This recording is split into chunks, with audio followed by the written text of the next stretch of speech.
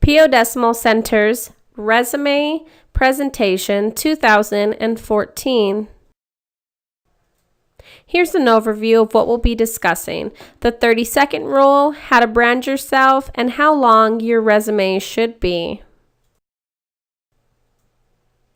Love at first sight. So how do you grab someone's attention in the first 30 seconds? Well, one, you really have to know the purpose of your resume, and everything comes down to the first quarter of the page. It's your one chance to get someone to want to know you. So you really have to imagine having a conversation with somebody, and what are some of the first things you want them to know about you.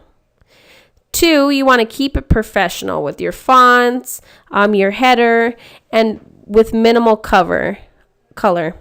You also want to imagine an HR person for one position going through 300 or 400 resumes. They really are skimming through each resume, so you really need to know how to jump out above the rest.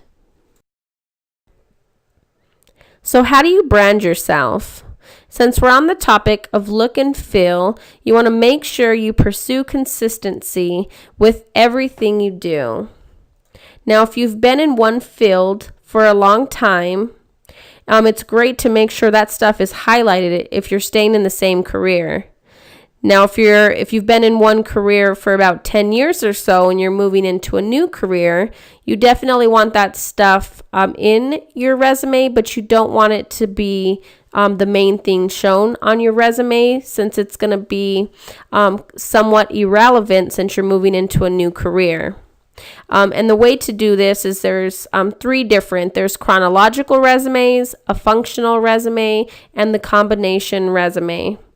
You also want to make sure that if you have a very long work history where you've been 9 months here, 6 months there, even 1 or 2 years apart into different jobs, you want to keep that off of your resume, because what that tells someone in HR is that you don't stay very long and it's not worth training you. Now, the argument on how long your resume should be. Now, even the most experienced employees cannot fit their work history onto one page. And that's fine, but that doesn't mean that your resume should be longer than one page.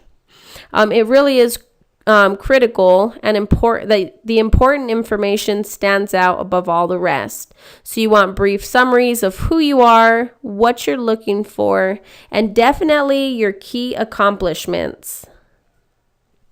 Now, these things really tell an employer why they should hire you, and straight to the point.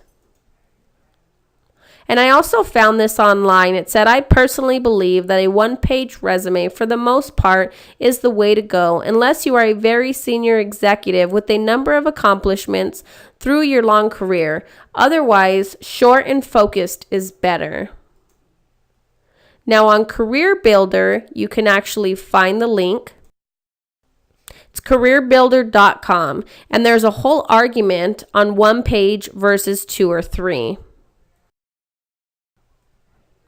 Now, keywords. Keywords on your resume are really important in puffing your resume up.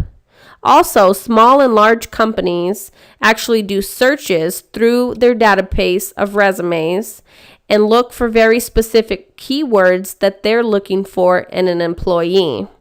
And even small companies are doing this, so they're not excluded.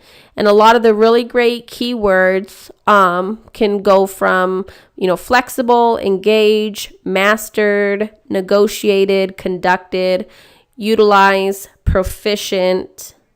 Now, one of the other great things that you might want to do is look up the job description they have and see what requirements and minimum requirements that they're looking for, and what kind of words that they're using on their job descriptions, and making sure that that is added onto the resume, because those might be some of the keywords that they're going to pull for their resumes. Now, no kidding. So this is some of the information you definitely want to leave off your resume, And most of you might know this, but we definitely want to address it. Some of the ones are reference upon request, available for an interview. Now, both of those kind of, are irrelevant because they know if they ask for references, you're going to provide that for them. Also, the same thing with an interview. So to put it on there, you could actually be utilizing that space for something more effective. Also, you want no pictures, no religion, no sexual preference. And when it says no lies, it's one thing to add puffing to your resume, which is great. But you definitely don't want to cross that line if something doesn't apply to you with the keywords. That really crosses the line of lying. So you don't want to do that. Hobbies you don't want to add, and definitely no slang. Thank you for watching this video, brought to you by Pio Decimo Center. Now, where do you go next with this? So try to write 3 questions on why you think someone should hire you, and good luck on your resume.